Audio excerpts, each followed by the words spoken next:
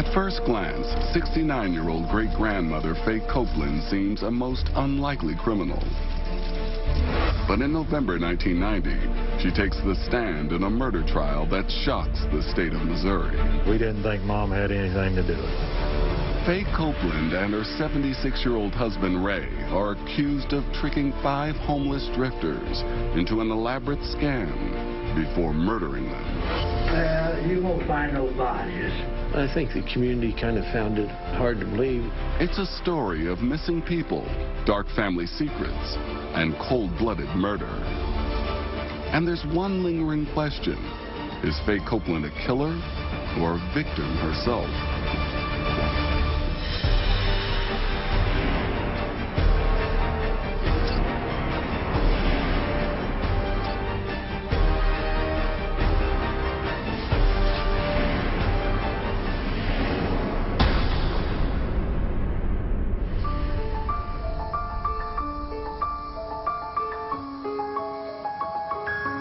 Livingston County in northwest Missouri.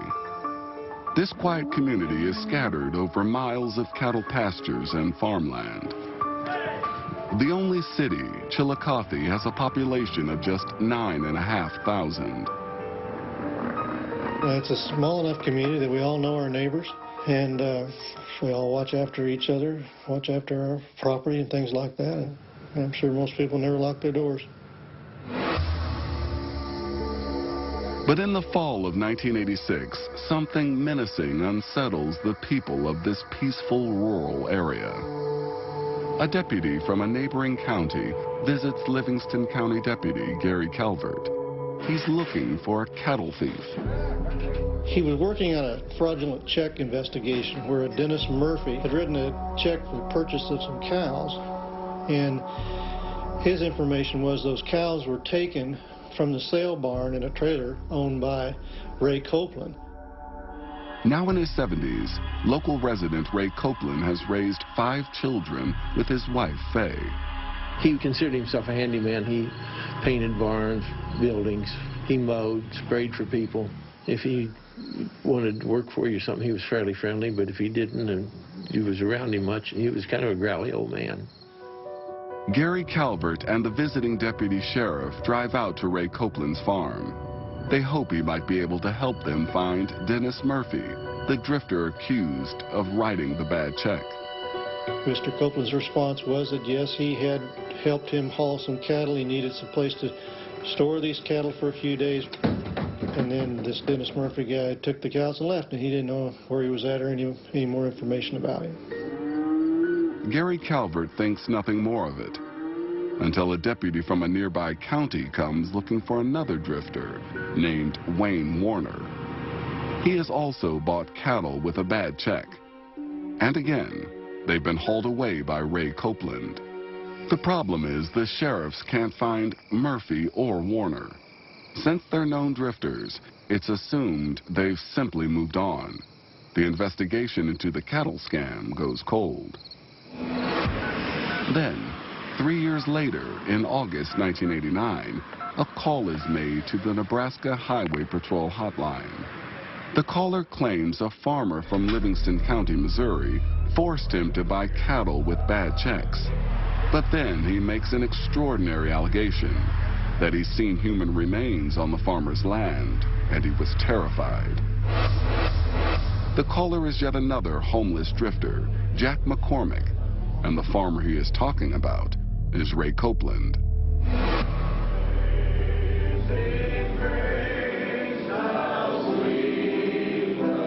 McCormick tells police he first met Ray Copeland at a church mission in Springfield, Missouri. Ray had told him that he would pay him $50 a day if he would assist him in buying cattle. Copeland also promised him full board and lodging. To the homeless McCormick, it sounded like a way out of his desperate straits, so he accepted. Copeland told McCormick to bid on the cattle because he's too deaf to hear the auctioneer. But McCormick was worried.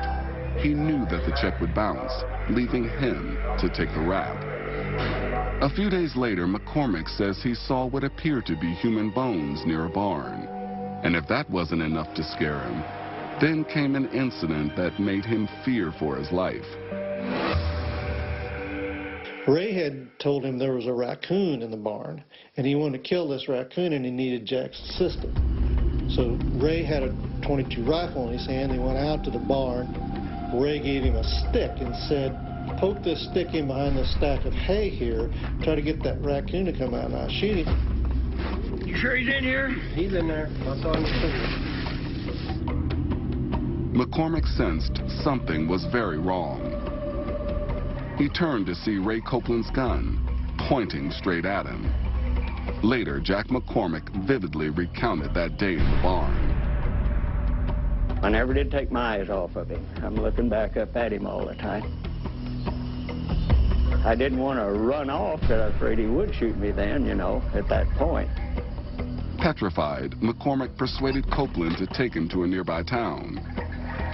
And there, he made his escape. It wouldn't be long before police would reopen the case of the missing drifters and shine their light directly on Ray Copeland.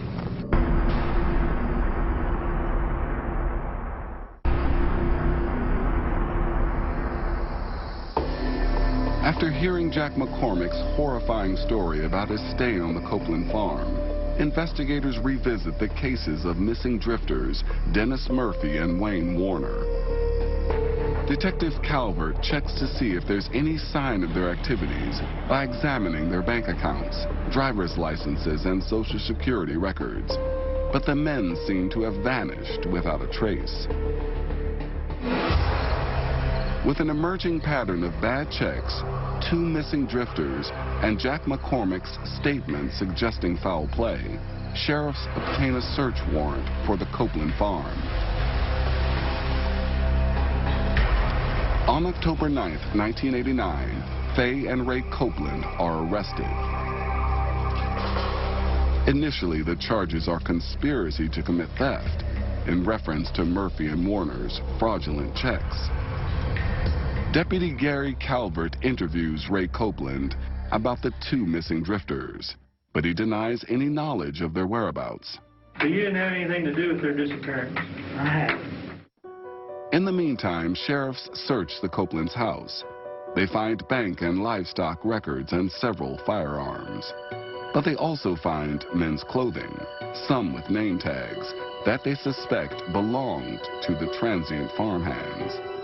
Most disturbing of all, sheriffs find a handwritten list of names on a small scrap of notepaper. Next to several names is the word back. Investigators discover these men had been approached by Copeland, but had not gone through with buying cattle. They are found alive and well. Other names are marked with an X, and all of those men are missing. Now Gary Calvert suspects the unthinkable, that Ray and Fay Copeland have been killing drifters, and that perhaps this list of names is a record of what they'd done. The search for bodies on the Copeland's 40-acre farm begins. We spent several days executing that warrant on the Ray Copeland farm. That drew a lot of attention, as you can imagine. Under the constant media spotlight, sheriffs spend a week scouring the Copeland property, but they find nothing. McCormick told us that there were bones out there, and we didn't find any. Back at the police station, Gary Calvert pushes Ray Copeland harder about the missing men. Well, you won't find no bodies. Is that right? But the worst thing about all this, Mr. Copeland, is I think a few of these people have died as a result.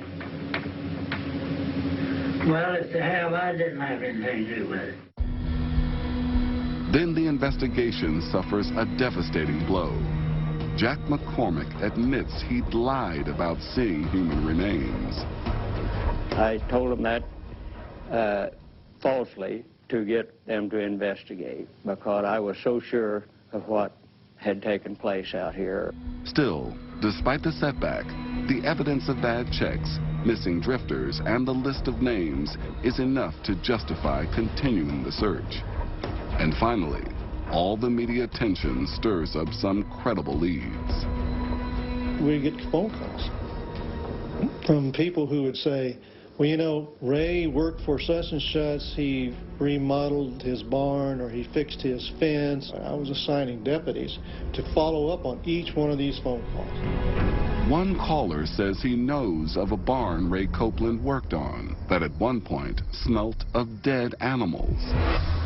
Deputy Paul Stegmeyer is immediately sent to search the barn.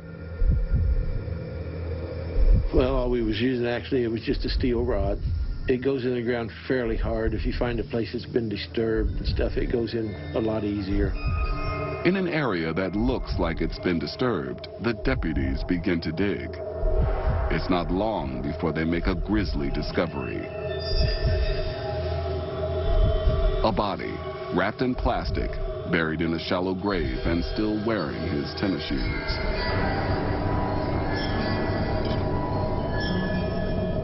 And right beside it are two more bodies. Through dental records, they're identified as James Harvey, John Freeman, and Paul Cowart. They were all drifters and all marked with an X on the Copeland's list of names. Each of the three men had been killed by a gunshot to the back of the head. We recovered spent bullets from each of the skulls, and all three of them matched with one of the rifles that we took out of Ray's home. On October 17th, 1989, Ray and Faye Copeland are charged with 3 counts of first-degree murder. Prosecutors announce they'll be pursuing the death penalty. Meanwhile, the search for bodies continues until sheriffs get a tip from the most unlikely source.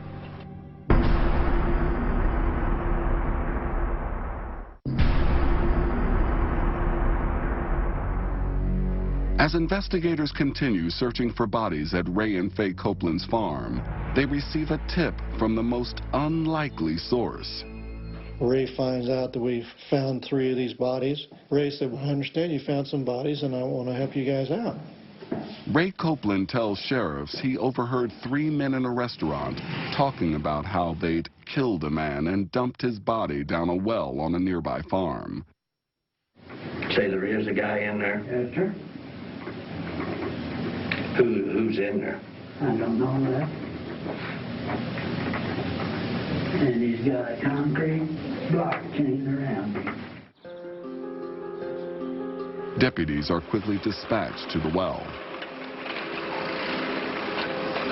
So we took a rope with a grappling hook on the end of it, and dropped it down in there and pulled it up a time or two, seeing if we could find anything. And one time when we pulled it up, it had a cowboy boot on it. And the cowboy boot still had what was left of a person's foot in it. So that's when we took the track hoe and the backhoe and dug down the side of it. When the body is recovered, it's identified as one of the missing men who'd prompted the whole investigation, drifter Dennis Murphy. Next, investigators search a barn just 100 feet from the well. The body is that of Wayne Warner. Just like the other men, Warner and Murphy had been shot in the back of the head with Ray Copeland's gun. Ray and Faye Copeland are now charged with all 5 murders. Prosecutors build their case around the theory Ray pulled the trigger and Faye helped organize and cover up his crimes. They decide early on to split the trials. 69-year-old Faye Copeland will be tried first. In the months leading up to her trial, her defense prepares to argue that not only did Faye know nothing of her husband's scams or the alleged murders, she's also a victim of Ray Copeland's brutality. To assess her state of mind, they send her to psychologist Marilyn Hutchinson.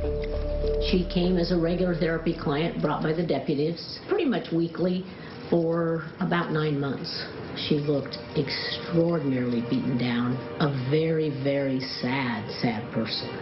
Faye Copeland would say nothing against her husband, but after several sessions and after talking to Faye's children, Marilyn Hutchinson begins to form a picture of a family dominated and controlled by Ray Copeland. He was the complete dictator. Why separate? And anyone who crossed him or for any reason that he was offended or upset, he would physically lash out at whoever was closest or whoever was on his mind. By the way, I'm sorry, I'm getting... Faye's son Al also suffered at the hands of his brutal father. He beat me with a pair of metal cow kickers. I mean, that was commonplace for him. The only thing he had to do was stay out of his way. The 5 Copeland children left home as soon as they were old enough, but Faye stayed. You could see bruises on her, days that we would either come over and visit him or whatever. You could see a black eye or where he had hit her on her face or something. Based on Faye's therapy sessions with Marilyn Hutchinson, the defense will argue that Faye Copeland is a victim of battered woman syndrome, and that even now Ray controls her due to years of physical and emotional abuse. She had been taught for decades to not even ask him a question, let alone criticize him. Not long before the trial, prosecutors offer Faye Copeland a deal. If she talks, they'll take the death penalty off the table, and she could spend just a few years in jail. At trial, Faye Copeland's loyalty to her husband will be put to the ultimate test.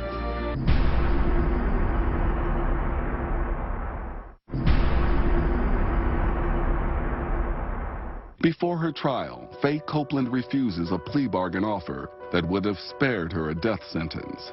On November 1st, 1990, she goes to trial and pleads not guilty. And she refuses to testify that she was abused by her husband. Still, the defense is confident that with Marilyn Hutchinson's expert testimony on battered woman syndrome, they will be able to argue successfully that Faye Copeland is not accountable for the murders because she was totally controlled by her husband, Ray. The verdict will hinge on whether the jury believes it. But then is a major setback. Because there had been paperwork filed incorrectly, and because the Attorney General objected, I was not allowed to testify. With the defense of battered woman syndrome ruled out, Faye Copeland's attorneys are left with very little to contradict the prosecution's evidence against her.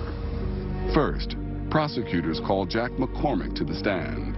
He testifies that Faye Copeland handled the books and took care of the transients that stayed at the house.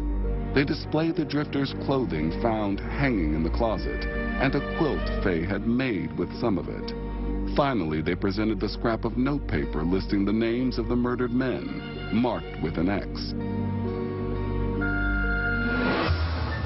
Crucial to the prosecution, handwriting experts established the list was written by Faye Copeland. They say it makes her just as culpable as her husband, Ray. She was Ray's bookkeeper. She had to know something was going on. There's no doubt in my mind. Marilyn Hutchinson remains convinced the list does not mean Faye was involved, but she's powerless to say so at the trial. Ray was illiterate and could not write.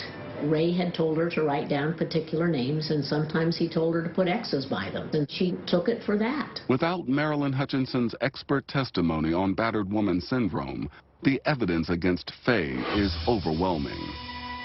And at no point in the trial does Faye Copeland testify that she was abused by her husband. The jury deliberates for 3 hours before returning their verdict. Guilty of murder in the first degree.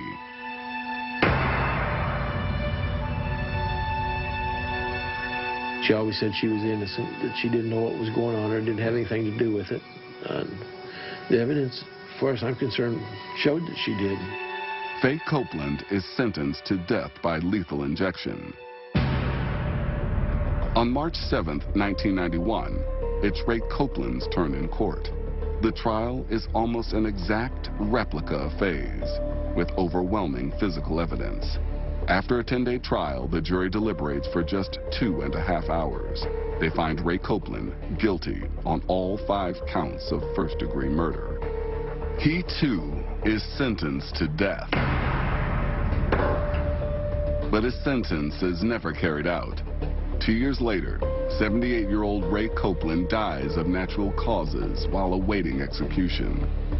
She loved him from the day they got married to the day he died. He was my love, the love of my life. And my kids. I will always be a love in my heart for him. After her husband's death, Faye Copeland would still say very little, but she does begin to open up about the way he'd treated her. In a 1999 appeal, her death sentence is commuted to life in prison based on undisclosed testimony on battered woman syndrome.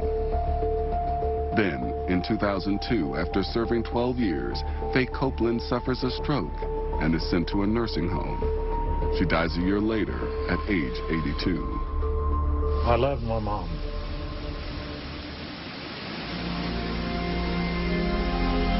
To this day, I still love her. Did Faye Copeland write the men's names on that list because her husband told her to? Or was she keeping track of their horrific crimes? We'll never know how much she really knew, or whether she participated in the murders. And there are 3 more drifters known to have encountered the Copelands, who are still missing. There's still a possibility there's some out here somewhere we just don't know. And it'd probably be an accident if anybody ever finds them.